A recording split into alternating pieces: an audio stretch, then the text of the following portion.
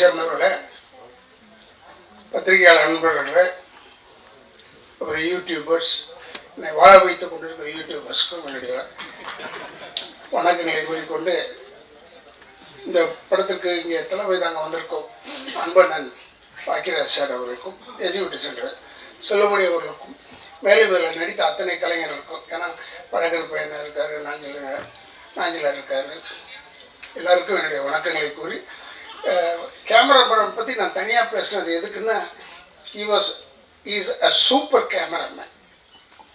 அதாவது ரொம்ப சின்ன படங்களை இவன் எப்படி எடுக்கிறான்னு, என் மேக்கப் மேன் குமார் என்னை தொந்தரவு பண்ணிக்கிட்டே இருந்தேன். எப்படின்னு எடுக்கிறான் இவன், லைட்டே இல்லை அப்படி. அப்புறம் கேட்டால் மலையாளத்து படத்துலேருந்து வந்திருக்காரு. மலையாளத்தில் லைட்டே கிடையாது. அவனுக்கு ஆச்சரியமாக பார்த்துருப்பான் இந்த லைட்டெல்லாம். ஓ, இப்படிலாம் லைட் இருக்கு போல இருக்கும். அது மாதிரி ஒரு சூப்பர் ஆள்.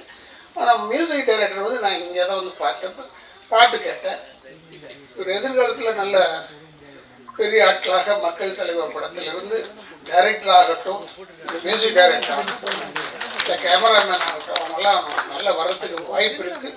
மேலும் இதில் என்னுடைய நல்ல நண்பர் ரவிமரி அவர்களுக்கு, அதாவது அவர் சொல்கிற கதையின் நாயகன் மூவ் பண்ணுறது ஒன்றை வச்சு தானே மூவ் பண்ணுறது. ஏன்னா நீ தான் ஒரு இழிச்சவையா அந்த படத்தில் ஒன்றை வந்து நான் கெடுத்து உன்னை முதலமைச்சராக கொண்டாடுறேன்றதான் கதை. அப்போ நீ எப்படி நீ வந்து வருத்தப்பட்டு சொல்லிக்கிட்டே இருக்கிறதுலேயே இழிச்சவையன் நீ தான் அந்த படத்தில். உனக்கு ஒன்றுமே தெரியாமல் நீயே முதலமைச்சராக இருக்கும் போது, உண்மையில் இது தேர்தலுக்கு முன்னாடியே விட வேண்டிய படம். நான் சொன்னேன், அந்த தேர்தலுக்கு முன்னாடி விடலாம், அந்த படத்தை விட்டால் நல்லா போகுண்டான்னு. இல்லை, நான் கொஞ்சம் இதுவாக இருக்கு அதுவாக இருக்குன்னு சொன்னார். உனக்கு இந்த படத்தில் ஒரு பெரிய விஷயம் என்னென்னா, தேர்தல் முடிவுக்கு பிறகு வந்தாலும் இது ஓடும், தேர்தல் முன்னாடி வந்தாலும் ஓடும். ஏன்னா அவன் கொஞ்சம் சிக்கலான விஷயங்கள் எல்லாம் வச்சுருக்கான். அதில் யாராலையும் சால்வ் பண்ண முடியாது. நான் சால்வ் பண்ணுறேன்னு எந்த கவர்மெண்ட் சொன்னாலும் தப்பு. அது நான் ஏன்னா இதில் அவ்வளோ அருமையாக எல்லா சீன்ஸுமே அவர் ஒவ்வொரு எனக்கு கதை சொன்னார் பாருங்க. வந்து சொல்லும் போது எவ்ரி சீன் நான் சொல்லிக்கிட்டு இருந்தேன், இதெல்லாம் நடந்ததுயான்னு. அதையும் வச்சுருக்காங்க.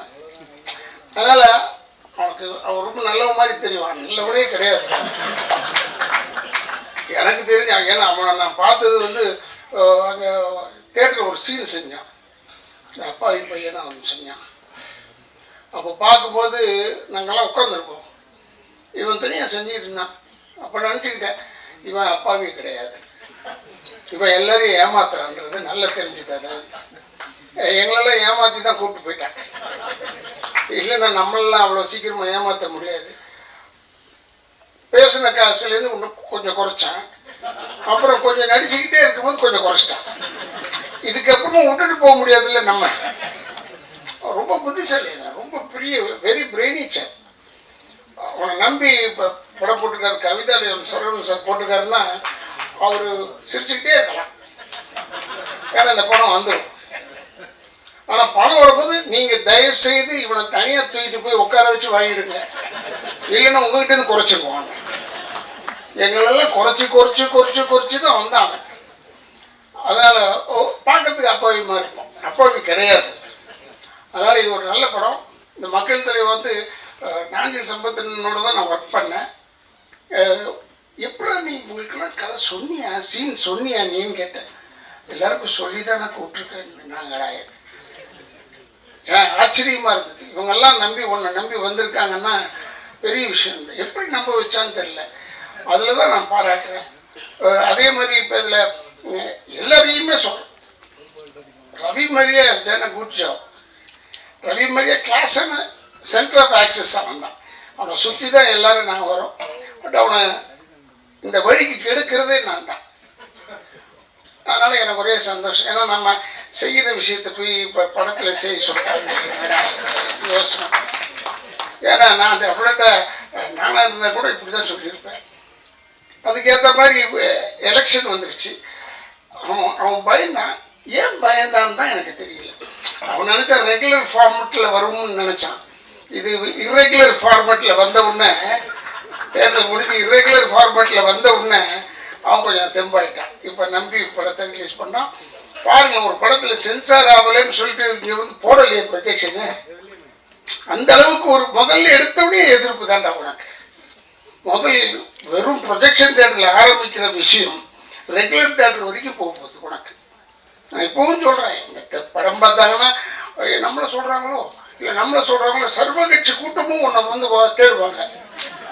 இப்போவும் சொல்கிறேன், நம்ம தயாராக இருக்கணும். நான் சொன்னேன், வீட்டில் கூட சொல்லிட்டு இருந்தேன், பேசிக்கிட்டு இருக்கும்போது கூட, இல்லை இந்த படத்துக்கு எங்கள் மேலாம் கேஸ் வந்தாலும் வந்துடும்.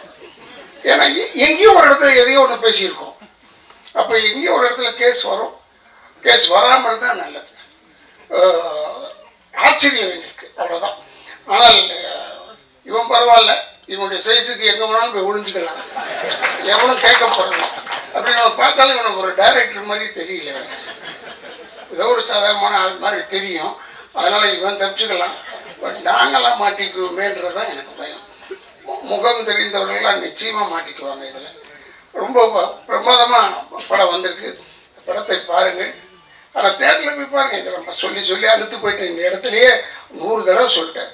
தேட்டரில் போய் படம் பாருங்கள், தேட்டரில் போய் படம் பாருங்கள். இந்த படம்லாம் தேட்டரில் பார்த்தா உங்களுக்கு அந்த எஃபெக்ட் கிடைக்கும். What is the effect of the theatre, ஆடியன்ஸ்கிட்ட தான் கிடைக்கும். அதனால் சொல்கிறேன், தேட்டரில் போய் படம் பாருங்கள். இங்கே வந்து அத்தனை பேரும் வாழ்த்த வந்திருக்கும் அத்தனை பேருக்கும் என்னுடைய வணக்கங்களை கூறி, ரவிமரியாக்கு என்னுடைய தனிப்பட்ட முறையில் வாழ்த்துக்களை கூறி, இவ்வளோ பேர் வந்திருக்கீங்க, இவ்வளோ பேருடைய வாழ்த்தும் ரவிமரியாக்கும் உண்டு என்று சொல்லி விடைபெறுகிறேன். நன்றி வணக்கம்.